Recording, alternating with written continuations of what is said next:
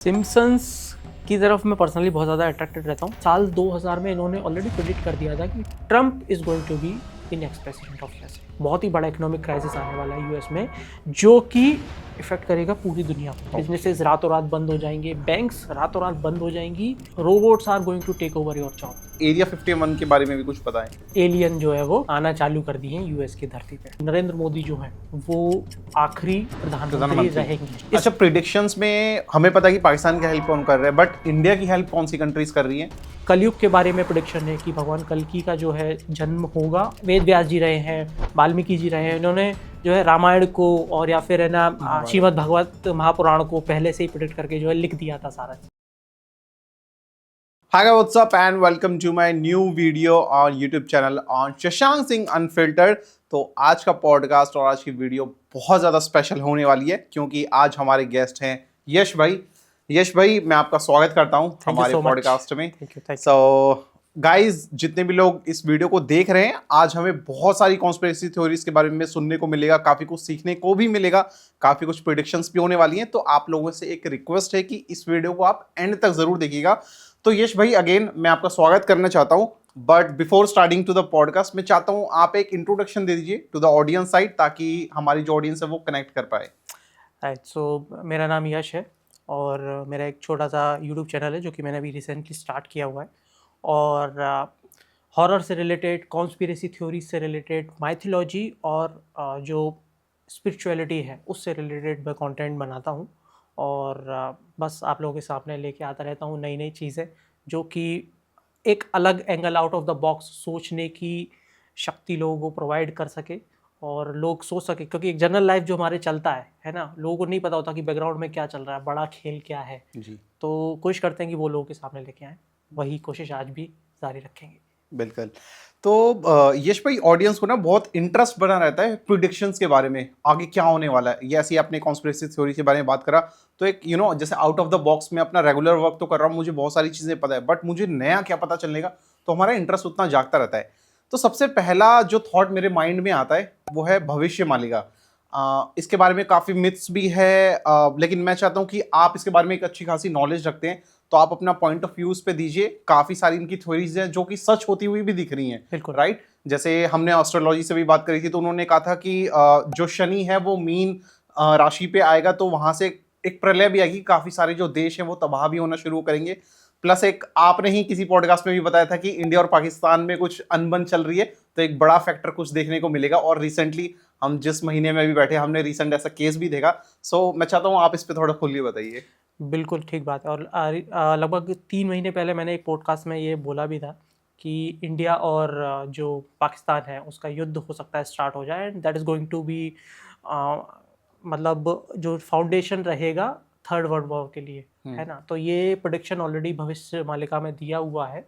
और भविष्य मालिका क्या है कि एक, हम इसको ग्रंथ कह सकते हैं या फिर एक उप पुराण कह सकते हैं। पुराण नहीं है ये, उप पुराण है, जिसको लिखा गया है श्री अच्युतानंद दास जी महाराज के द्वारा।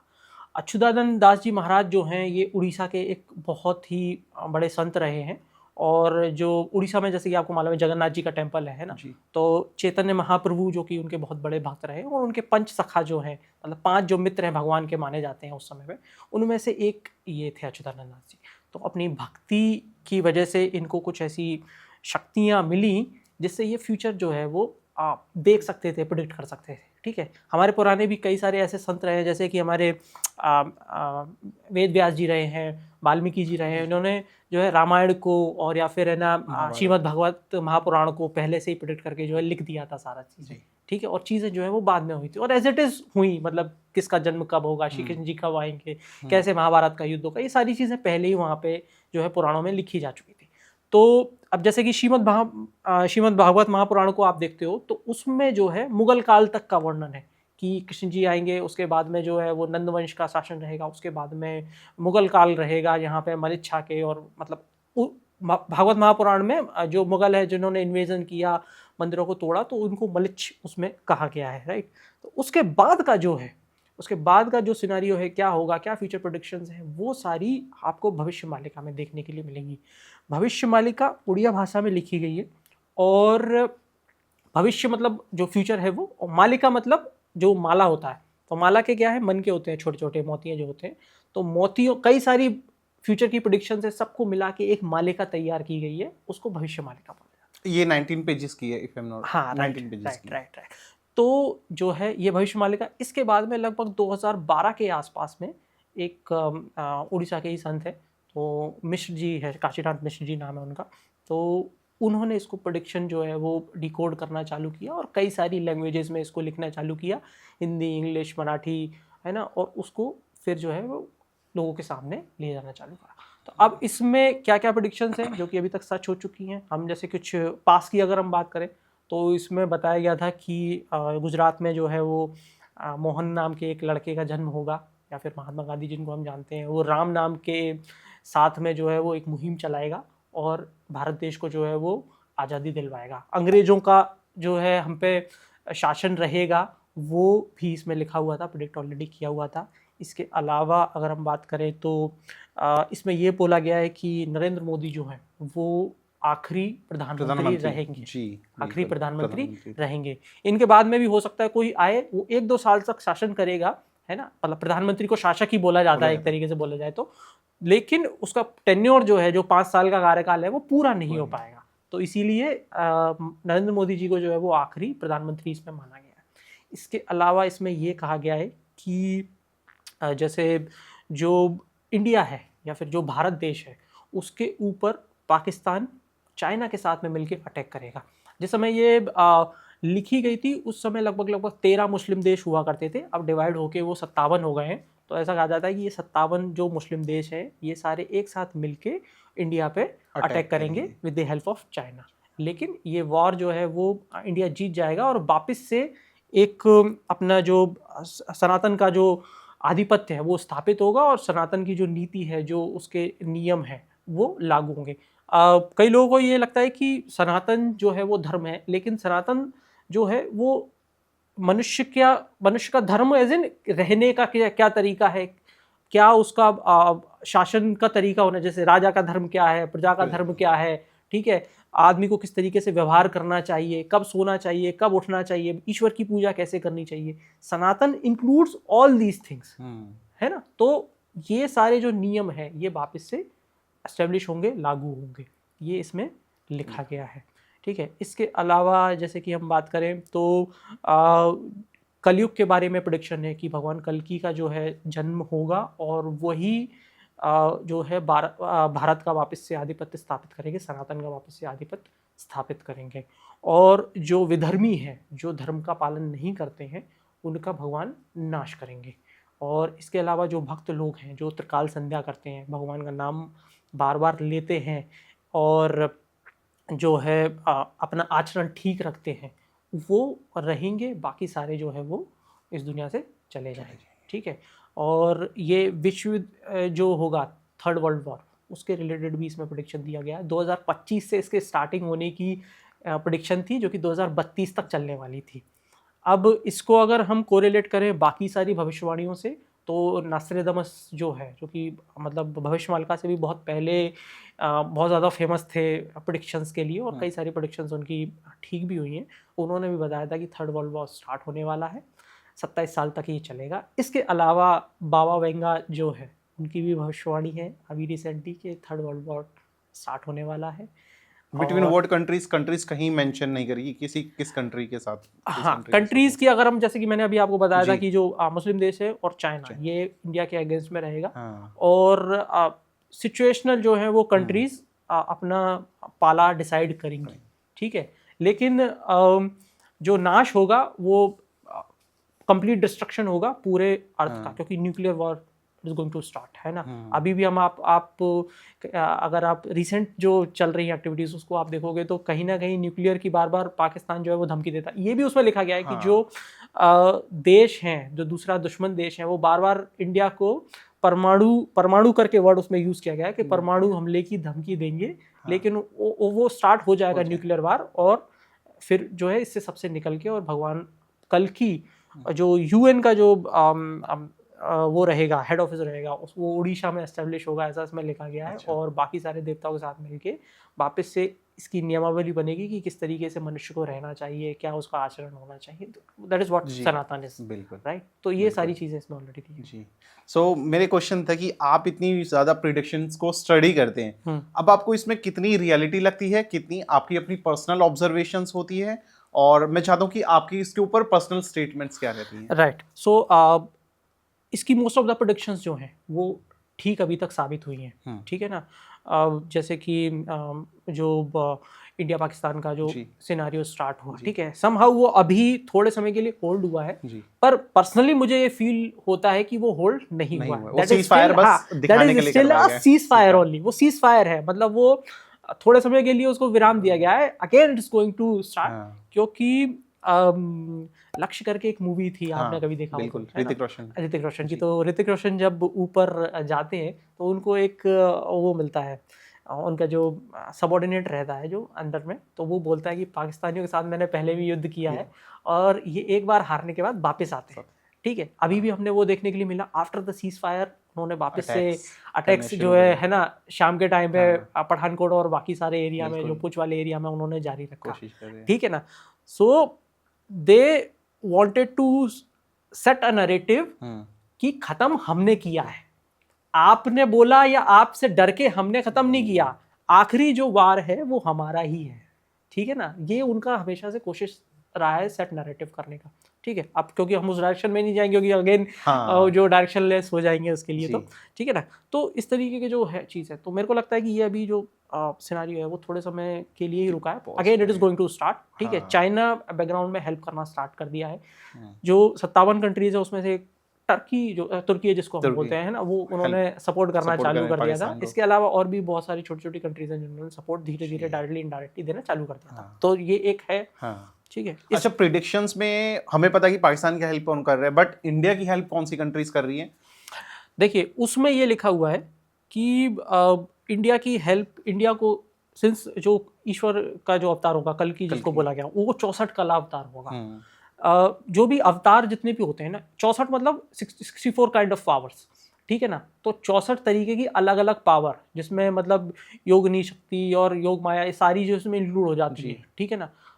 जो कृष्ण जी का अवतार था वो 16 कला अवतार था, कृष्ण जी का जो अवतार था वो 16 कला अवतार था, ठीक है। 16 कला अवतार होने के बाद भी वो इतने ज्यादा पावरफुल थे। अब अगर ये 64 कला अवतार होगा तो आप समझो कि क्या भगवान को किसी की जरूरत पड़ेगी? नहीं पड़ेगी, ठीक है ना। और 64 जो है कला अवतार होने की वजह क्या है? क्योंकि ये कलयुग के नाश के लिए आ रहे हैं, ठीक है ना। तो उस समय में जब एंड आएगा, ये वर्ल्ड वॉर की बात नहीं कर रहा हूँ इसमें, तो जैसे हमारा फ्रेंड है रशिया है, लेकिन वो भी धीरे धीरे अभी चाइना के करीबी होता चला जा रहा है, और कई सारे पॉलिटिकल स्ट्रेटजी, ये जो है वो ग्लोबल नैरेटिव हमेशा अलग कंट्रीज सेट अलग अलग करेंगी, है ना। तो हमको उस टाइम पे जब ये पीक पे होगा वॉर, हमको किसी की सहायता की जरूरत नहीं पड़ेगी।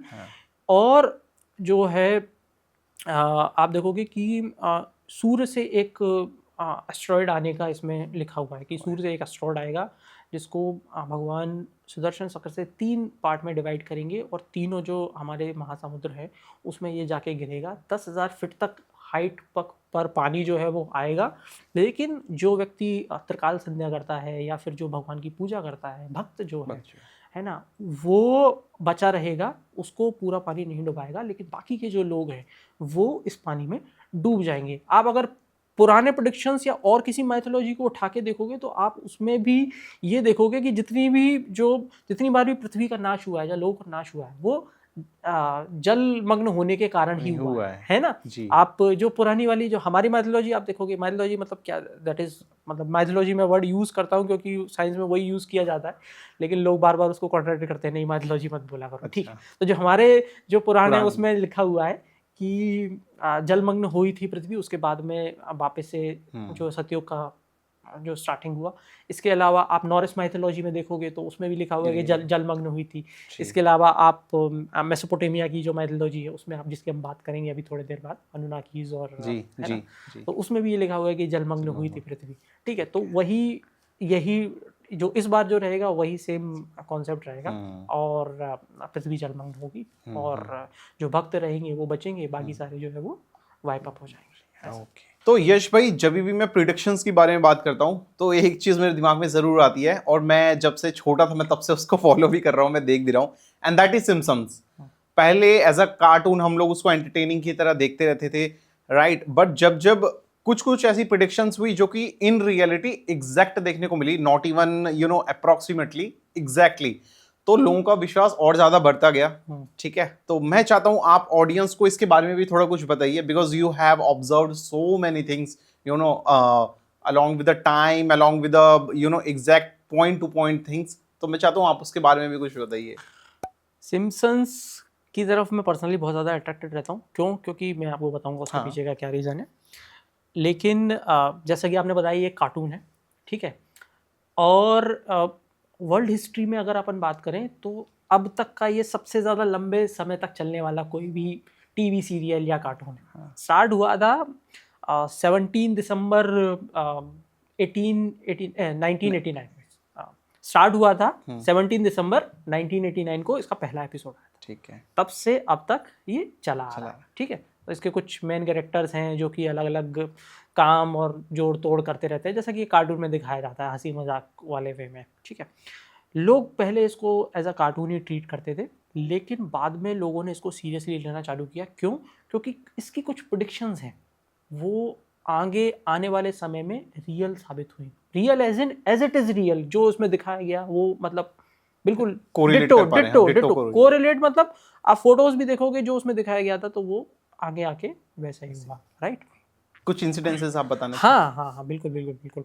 तो पहला जो एक इंसिडेंट जो पहले हुआ, ठीक है, गोप्रो के रिलेटेड था वो। ठीक है, और इसमें जो सिम्पसन्स का जो कैरेक्टर है 1994 के आसपास उनका एक एपिसोड था जिसमें सिम्पसन्स का कैरेक्टर था वो हेड में एक कैमरा होल बना के एक कैमरा फिट करके और रिकॉर्ड करने के लिए अंदर जाता है खुफिया तरीके से।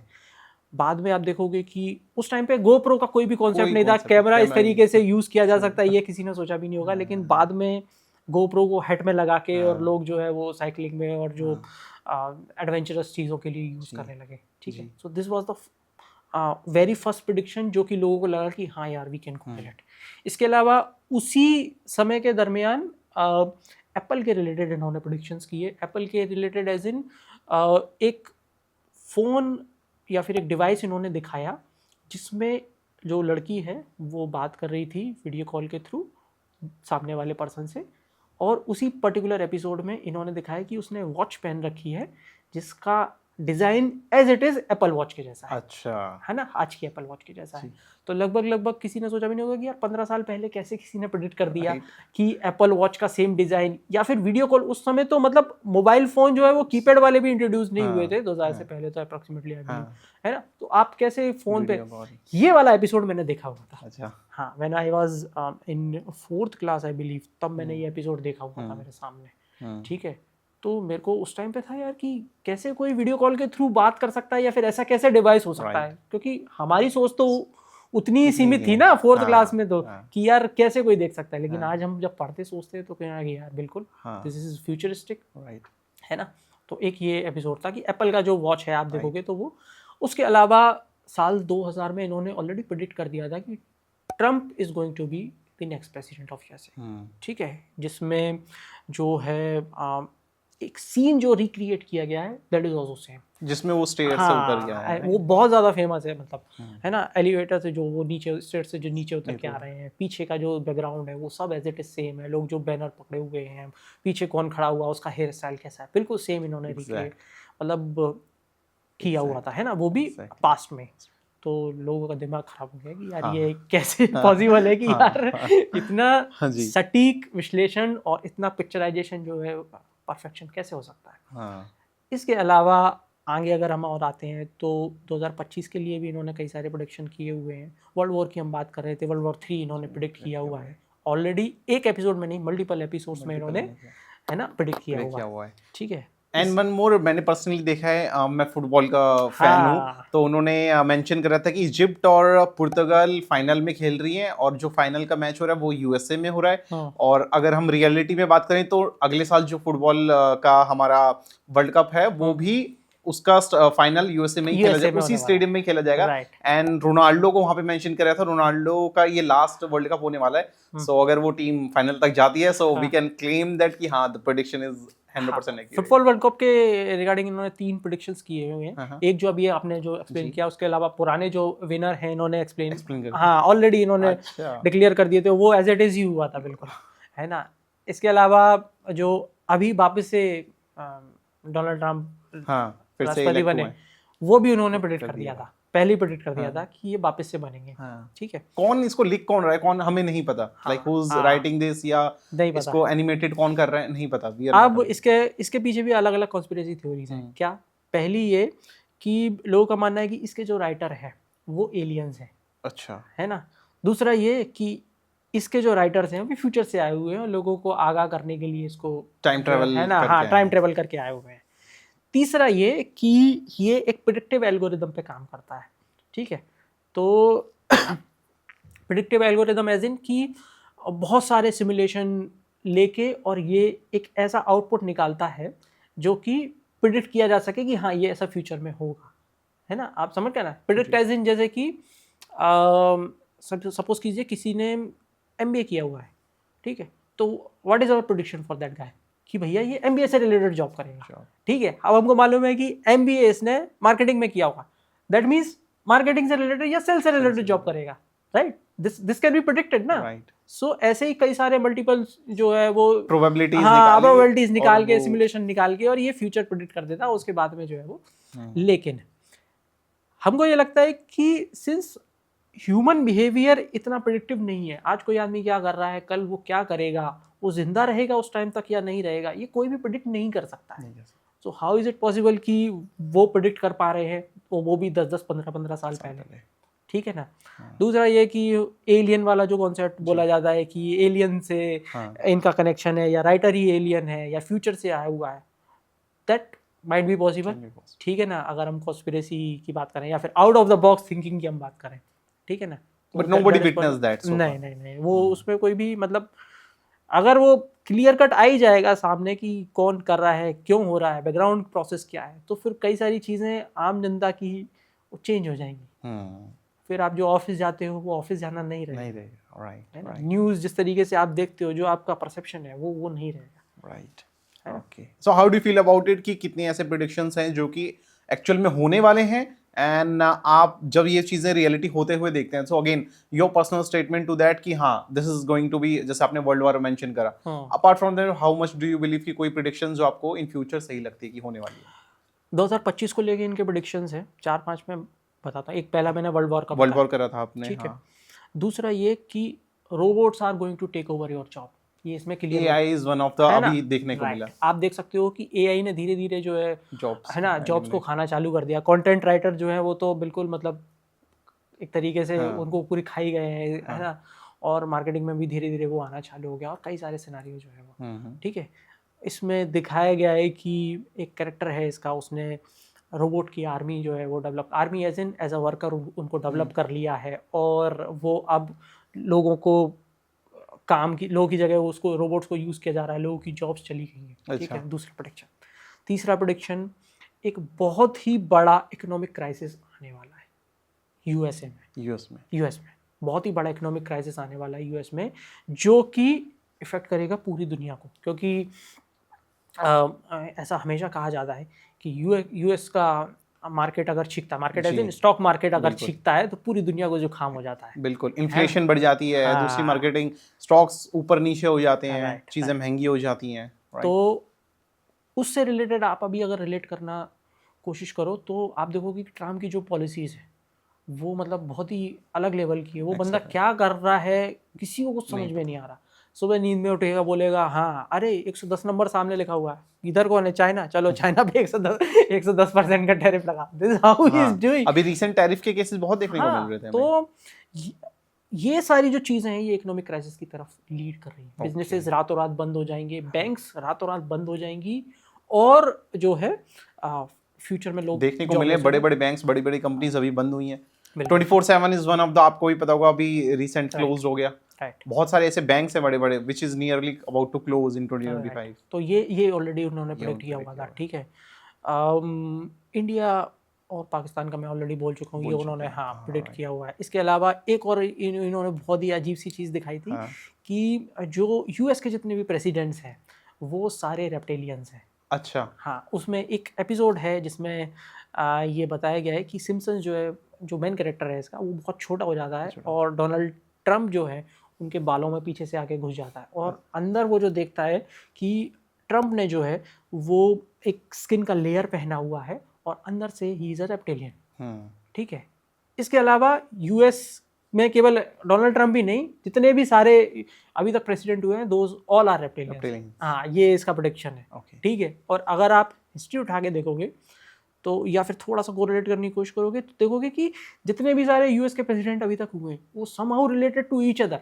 कोई किसी के चाचा के ताऊ का लड़का है, कोई किसी का भाई का भाई है, रिलेशन कहीं ना कहीं मिल जाता है उनका। हाँ, ये इस तरीके से ये समहाउ रिलेटेड है। तो एक ये रेप्टिलियंस वाली इसकी थ्योरी है। इसके अलावा 2028 के प्रेसिडेंट का इन्होंने अभी से जो है वो प्रेडिक्शन कर दिया है कि नहीं सॉरी 2028 नहीं, नेक्स्ट जो प्रेसिडेंट होगा 38 के आसपास I believe, can't recall the year perfectly, but जो डोनाल्ड ट्रम्प की जो डॉटर है ना, वो अब नेक्स्ट यूएस की प्रेसिडेंट रहेगी। अच्छा। हाँ, और आप देखोगे कि धीरे धीरे उन्होंने लोगों के सामने उनको लाना चालू कर दिया अपनी डॉटर को, है ना, मीडिया विजिबिलिटी दिखानी अब से शुरू चालू कर दी है। ठीक है, तो वो ट्रांसफर होने की प्रोसेस चालू है। ओके, ठीक है। फूड की क्राइसिस आएगी, लोगों के पास खाने के लिए खाना नहीं रहेगा। यूएस में जो होलसेल मार्केट है या फूड के जो सुपर मार्केट्स हैं खाली हो जाएंगे, बहुत ज़्यादा लड़ाई होना चालू। These all are the major predictions, है ना, रिलेटेड विद दिस। एंड और भी बहुत सारे हैं, पर अभी जिनसे हम कोरिलेट कर पा रहे हैं these are the ones. So Yash भाई, नेक्स्ट जो पॉइंट मेरे माइंड में आता है that is related to Anunnaki. ये एक ऐसी थ्योरी है जो कि लोग इसके बारे में बहुत कम अवेयर भी हैं, प्लस ऐसी थ्योरीज जिसके बारे में बहुत कम रिसर्च भी हुई है। तो ऐसा जाना जाता है, बहुत सारी ऐसी अगेन मल्टीपल थ्योरीज ये बताई जाती है कि पहले इंसानों को उसके बारे में डेफिनेशन नहीं पता, या जो अनुनाकी के ये जो इन्वेंशन थे वो कभी भी नहीं चाहते कि हमारे बारे में जो इंसानों को पता चले। ऐसा बोला जाता है कि मनुष्य ह्यूमंस का एक्सटेंशन वहीं से शुरू हुआ है। सो मैं चाहता हूँ आप इसका पॉइंट ऑफ व्यू दीजिए, थोड़ी सी ये मिस्ट्री को थोड़ा सा क्लियर कीजिए। ओके, सो जैसा कि मैंने अभी बोला था कि कई सारे जो है रिलीजियस बुक्स होती हैं, हमारे पुराण हैं, है ना। इसके अलावा दूसरे रिलीजन्स की अगर हम बात करें तो क्रिश्चियनिटी में बाइबल है ना, कुरान है मुस्लिम में। उसी की तरह आप अगर जो सुमेरियन एक सभ्यता रही है, काफ़ी ज़्यादा एडवांस्ड टेक्नोलॉजी इनके पास रही है, उन्नत सभ्यता जिसको हम बोल सकते हैं सुमेरियन। तो इनकी एक माइथोलॉजिकल बुक है, सुमेरियन माइथोलॉजी जिसको बोला जाता है। ठीक है। इसमें एक देवता का जिक्र बार बार किया गया है। उसको उसका एक मतलब देवता एज इन एक सिंगल देवता है जिसको हम गॉड बोल सकते हैं या गॉड ऑफ स्काई बोल सकते हैं। उसका नाम बोला गया है अनु है ना। और अनुनाकी जो दो वर्ड से मिलके बना है, इसका मतलब है अनु का पुत्र या ईश्वर का पुत्र।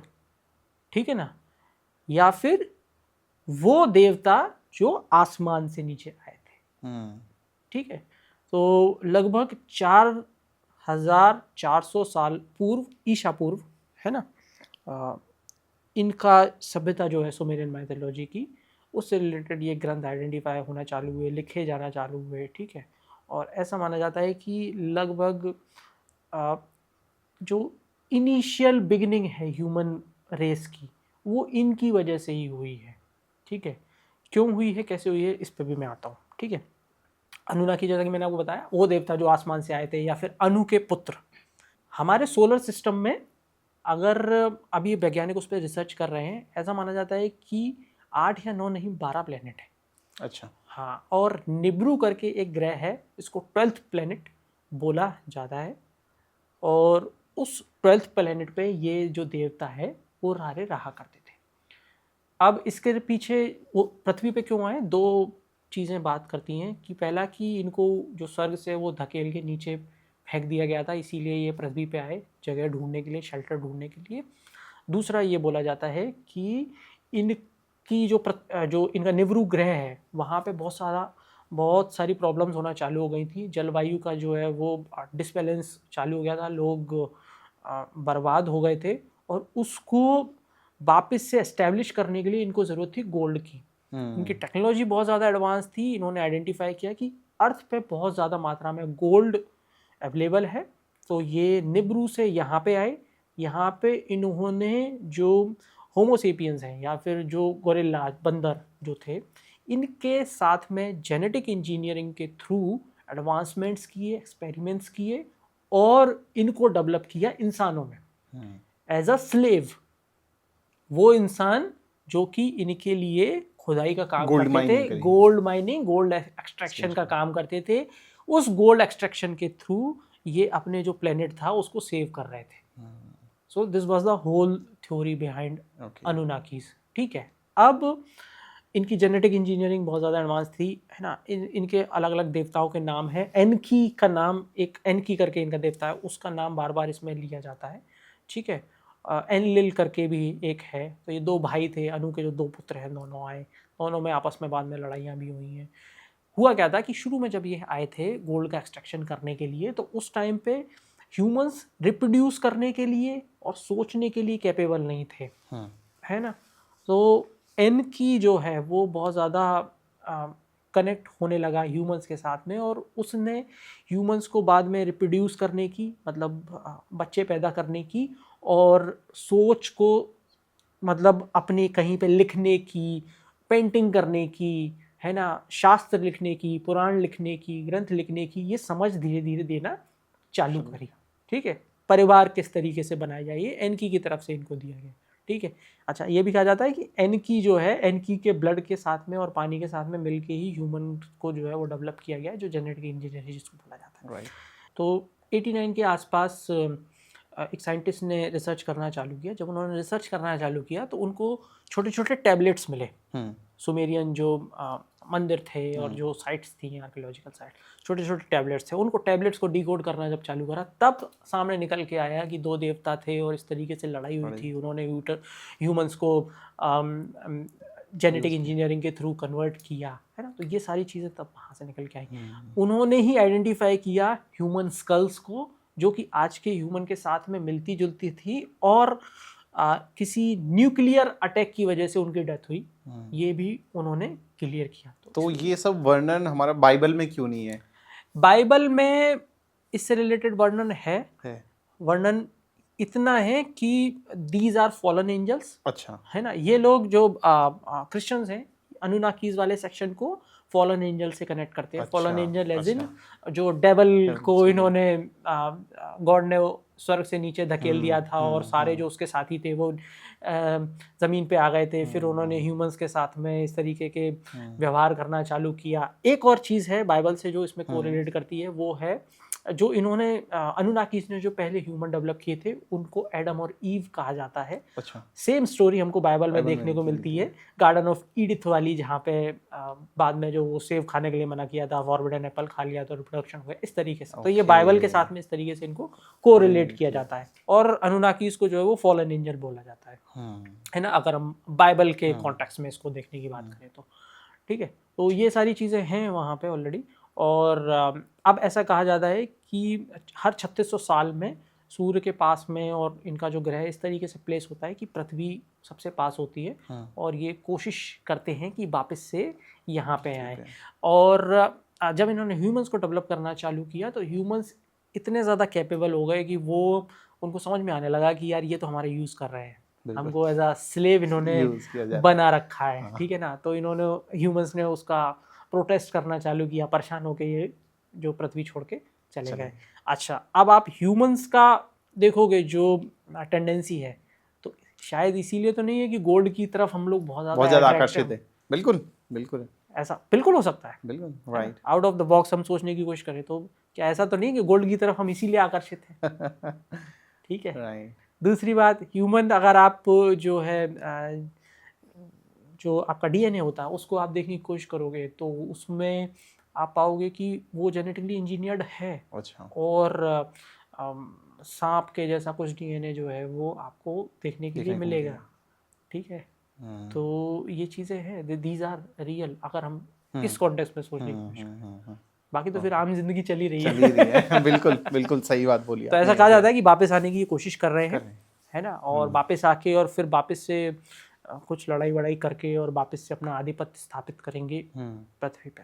और ये जो प्लेनेट है इस पे अभी भी scientist are still researching out. Yes, 89 में जो मैं रिसर्च की बात कर रहा हूँ, उसी समय में ये भी देखा गया कि हमारा जो प्लेनेट है, जो सोलर सिस्टम है, उसमें ऐसा नहीं है कि केवल 9 प्लूटो पहले था अभी नहीं है कुछ ना, क्राइटेरिया फॉलो नहीं करता तो right. हटा देते हैं। तो ऐसा देखा गया कि प्लूटो के आगे भी एक प्लूटो से बड़े साइज का प्लेनेट अवेलेबल है, ठीक है, जो कि हिडन है, देख नहीं सकते हैं हम उसको, लेकिन हिडन है, लेकिन वो प्लूटो से बड़े साइज का है हमारे सोलर सिस्टम में, वो फॉलो कर रहा है। तो ये पॉसिबिलिटी नहीं है कि जब 10वां अवेलेबल है तो 11वां और 12वां भी हो। तो यश भाई मैंने देखा है गवर्नमेंट बहुत सारे केसेस जो हैं रीसेंट केसेस मैंने देखा है बचा के चलती है, और सबसे पहला चीज अगर बचाने की बात आती है तो मेरे दिमाग में आता है एरिया 51। ये एक ऐसा केस हुआ था जिसके ऊपर बहुत बड़ी चीजें बाहर निकल के आई रिलेटेड टू एलियंस, उनकी एग्जिस्टेंस दिखाने की कोशिश करी गई, लेकिन गवर्नमेंट ने उन केस स्टडी को या फिर रिसर्च को छुपाया गया, बाद में चीजें भी निकल गई। तो मैं चाहता हूँ आप एरिया 51 के बारे में भी कुछ बताएं। ठीक है, सो एरिया 51 डिस्कवरी और नेशनल ज्योग्राफिक बहुत सारी डॉक्यूमेंट्री बचपन में हम देखते थे, और एलियंस और ये और वो फैसिनेटिंग सा फील होता है ना। 1947 के आसपास यूएस में ना बहुत सारी उड़न तस्तरी जैसी यूएफओ जैसी है ना, अनआइडेंटिफाइंग फ्लाइंग ऑब्जेक्ट है, यही तो वो देखना चालू है, ठीक है, इधर भी दिख रही है उधर भी दिख रही है, ऐसा करके लोग वीडियो है ना बनाने की कोशिश कर रहे हैं, बहुत ज़्यादा बहुत लो लेवल का उस टाइम पे कैमरा और वो है ना फोटो सब लेने की कोशिश कर रहे हैं, पर ऐसा पॉसिबल नहीं था, ठीक है। तो लोगों ने कहा कि ये तो एलियन जो है वो आना चालू कर दिए हैं यूएस की धरती पे। बाद में मैप बनाया गया उनकी साइटिंग्स का, तो देखा गया कि जो यूएस की 3 न्यूक्लियर फैसिलिटीज़ थी अलग अलग सेक्शन में, एक इधर एक इधर एक इधर, उसके आसपास ही साइटिंग्स देखने के लिए मिल रही है। तो लोगों ने कहना चालू कर दिया कि यूएस गवर्नमेंट ने एलियंस के साथ में टेक्नोलॉजी शेयरिंग चालू कर दी है, और इन्हीं की हेल्प से हम न्यूक्लियर वेपन डेवलप कर रहे हैं और ये आ जा रहे हैं यहाँ पे, ठीक है। तो इस तरीके की कई सारी थ्योरीज और वो न्यूज़पेपर में पब्लिश होना चालू हो गई। लोगों ने धीरे धीरे उसको सीरियसली लेना चालू कर दिया, क्योंकि उस टाइम पे न्यूज़पेपर ही एक ऐसा मीडियम हुआ करता था जिस पे लोग रिलाय करते थे और पढ़ते थे, है ना। राइट। अब थोड़े समय बाद में एक किसान सुबह उठा खेत में और देखता है कि एक अजीब सा टूटा हुआ सा कुछ मलबा है ना, शाइनिंग करता हुआ उसके खेत में पड़ा हुआ है। उसके पास जाता है, उसको उठा के देखता है यार ये तो क्या चीज़ है, मैं तो जीवन में पहले कभी नहीं देखी ऐसी चीज़। उसको वो उठाता है, लेके जाता है अपने लोकल शेरिफ के पास में। हमारे यहाँ पे टीआई जो थानेदार बोलते हैं वहाँ शेरिफ होता है। शेरिफ के पास लेके गया, शेरिफ को बोला कि भैया ये संयोग से वहाँ पे एक आर्मी ऑफिसर मौजूद था, जो कि वो हो सकता है उन न्यूक्लियर साइट्स में काम करता हो या उसका प्रोटेक्शन के लिए भी हो। उसने देखा और उसने उस मलबे को अपने कब्जे में ले लिया। अच्छा। नेक्स्ट डे की न्यूज़पेपर की हेडलाइन थी उसी ऑफिसर का बयान कि इतने सालों से, इतने समय से जो एलियंस के रिलेटेड हम कॉन्स्पिरेसी सुनते आ रहे हैं और आइडेंटिफाई करने की कोशिश कर रहे हैं, वो आज हमने क्रैक कर लिए। हमको यूएफओ का एक जो है टुकड़ा मिला हुआ है ना। ये मतलब उस समय की मैं बात बता रहा हूँ, जो कि है ना, हाँ, जो कि इस ग्रह का है ही नहीं है, ये तो नेक्स्ट लेवल टेक्नोलॉजी है, एलियन टेक्नोलॉजी। ठप्पा लग गया भैया, एलियन मौजूद है, ठीक है। बाद में जो है 2-3 दिन बाद, 4 दिन बाद वापस से बयान आया कि हमसे गलती हो गई, वो एलियन टेक्नोलॉजी नहीं है, वो तो एक वेदर बलून है। वेदर बलून क्या करता है, हवा में जाता है और जो है जो मौसम का, हाँ, मौसम का हाल बताता है कि यहाँ इतना है, इतना टेम्परेचर है, बारिश होने वाली है, ये सब। तो ये तो वेदर बलून है, ठीक है। बाद में 79 और 80 के आसपास इसी आर्मी ऑफिसर ने एक बुक पब्लिश करी जिसमें उसने बोला कि वो एलियन टेक्नोलॉजी ही थी जो कि मुझे मिली थी, और गवर्नमेंट ने मुझसे बयान देने के लिए कहा था कि जो है आप इस तरीके का बयान बदल दो और उसको वेदर बलून बता दो, वरना वो सेव द जॉब या इमेज व्हाटएवर। राइट, तो वो एलियन टेक्नोलॉजी ही है, ठीक है। अच्छा। बाद में एक बंदे ने जो रोगन के पॉडकास्ट में भी बोला कि मैं जो है वहाँ पे एरिया 51 में डिप्लॉयड था और 79 और 80 के आसपास एक लाइट स्टाइनिंग थंडरबोल्ट का जो है वो आई और है ना एक एलियन स्पेसशिप उड़ गया और उसके उड़ने की वजह से एक एलियन मर गया, 2 एलियन बचे, उनको उठा के एरिया 51 में जाके सेव कर लिया गया। यूएस गवर्नमेंट के पास वो आज भी अवेलेबल है। हाँ, जो लोगों ने पॉडकास्ट में ऐसा उस बंदे की तरफ से बोला गया। बाद में यूएस गवर्नमेंट ने डिनाई कर दिया कि भैया ये बंदा तो हमारे साथ कभी काम ही नहीं किया है और इसको तो हम जानते ही नहीं है ऐसा करके। उसके बाद में लगभग 20 साल बाद इन्होंने डॉक्यूमेंट्स अपने डिक्लासीफाई किए। डॉक्यूमेंट डिक्लासीफाई, जो भी पुराने इनके प्रोजेक्ट्स रहते हैं ना, लाइक MK अल्ट्रा या फिर एरिया 51 से रिलेटेड या कुछ भी हो, तो यूएस गवर्नमेंट क्या करती है, 20 साल बाद उनको डिक्लासीफाई करती है। अच्छा, है ना, बताती है कि इसके पीछे हमने क्या प्रोसेस करी, क्या एक्चुअल में वो था, है ना, और क्या क्या काउंटर मेजर्स लिए गए। ठीक है, ये सब बताती है। उसमें बताया गया कि वो तो एक जो है वो न्यूक्लियर फैसिलिटी का वो वेपन था जो कि टूट के और नीचे गिर गया था। अच्छा, है ना। तो अब आप ये बोलो कि 3 बार में अलग अलग 3 बयान आ गए। पहले बोला वेदर बलून है, दूसरा पे बोला वेदर बलून नहीं है, ठीक है, एलियन टेक्नोलॉजी है। सबसे पहले एलियन टेक्नोलॉजी है, सबसे पहले बोला एलियन टेक्नोलॉजी है, फिर बोला वेदर बलून है, फिर बोले न्यूक्लियर। तीसरे में 3 में से कौन सा सही है, हम किसको सही माने, है ना।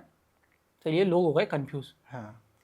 तो 2019 में एक फेसबुक पे लड़का था यूएस का, उनने बोली ये सब गवर्नमेंट हमको बना रही है पागल, अपन सब इकट्ठे हो जाओ, मिल जाओ और कर दो ये अटैक एरिया 51 पे। चलते हैं इकट्ठे होके और उसको साफ करते हैं। वो क्योंकि एरिया 51 है ना वेरी प्रोटेक्टेड, हाँ, बहुत रिस्ट्रिक्टेड, बहुत ज़्यादा, बड़े बड़े बोर्ड लगेंगे, इसके शूटर साइड का ऑर्डर है, अंदर घुसने की कोशिश करी तो मार देंगे। पेट्रोल पंप भी दूर दूर तक नहीं है, ना की है ना खाने पीने की भी, जिससे क्या है लोग उस रूट पे भी आने की ना सोचें कि पेट्रोल ही खत्म हो जाएगा, खाने को क्या मिलेगा ऐसा करके। तो फेसबुक पे पहले इवेंट क्रिएट हुआ करते थे। तो उसने लड़के ने एक इवेंट क्रिएट कर दिया कि दिस इज द डेट जहाँ पे हम एरिया 51 पे अटैक करेंगे, आ जाओ सारे। ठीक है, उसने मजाक मजाक में किया था, तो लाखों करोड़ों लोगों के पास वो पहुंच गया, लोग सीरियस हो गए उसके पास में। FBI वाले पहुंच गए उसके घर पे कि यार, तो बोला मैं तो गेमर हूँ और मैं तो मजाक में ये कर दिया था क्रिएट, है ना। फिर उसने बाद में एक स्टेटमेंट डाली कि भैया मैं तो मजाक कर रहा था, कोई भी मत आना। अच्छा। तो लगभग 30,000 लोगों का इन्होंने एक्सपेक्ट किया हुआ था। कुछ लोग वहाँ पे पहुँचे, बाद में वो एक फन इवेंट में डेवलप हो गया, लोगों ने एलियंस का कॉस्ट्यूम पहन के और डांस वांस करा वहाँ पे। हाँ। लेकिन किसी ने एरिया 51 को क्रॉस करने की कोशिश नहीं की, है ना। तो उससे रिलेटेड मिस्ट्री अभी भी मौजूद है। कई लोगों का कहना है कि वहाँ पे एलियंस को यूएस गवर्नमेंट ने रखा हुआ है और उनके ऊपर रिसर्च अभी भी चलती रहती है। ठीक है, और कई लोगों का कहना है कि क्योंकि वो न्यूक्लियर फैसिलिटी थी, तो जो यूएफओ साइटिंग्स 47 में हुई थी, अभी भी होती रहती है। वो यूएफओस नहीं थे, फाइटर जेट्स थे, है ना। 47 में एक पायलट था जिसने 9 बार यूएफओ को उड़ते हुए देखा अपने पास से। उसके बाद से ये सारी कॉन्स्पिरेसी बनना स्टार्ट हुई। ठीक है, ठीक है, ठीक है। तो अब देखते हैं, लेट्स सी। अभी पिछले साल भी कई सारे यूएफओ साइटिंग्स के केस है ना देखे हैं, और नासा ने और बहुत सारे रिलायबल जो है संस्थानों ने ये बोला है कि भैया यूएफओ उड़ रहे हैं इधर से उधर। लेट्स सी क्या होता है। राइट, ठीक है। बहुत मजा आएगा इस पॉडकास्ट में, हमें बहुत मजा आया, बहुत कुछ सीखने को मिला, थ्योरीज के बारे में चीजें क्लियर हुई। हम इसका सेकंड पार्ट भी करेंगे जिसमें हम टाइम ट्रैवल के बारे में बात करेंगे, यूएफओस के बारे में बात करेंगे, और यश भाई को एक बार फिर से इन्वाइट करेंगे। तो यश भाई again thank you so much for coming today, thank you so much and joining us. Do like, share and subscribe guys to our channel.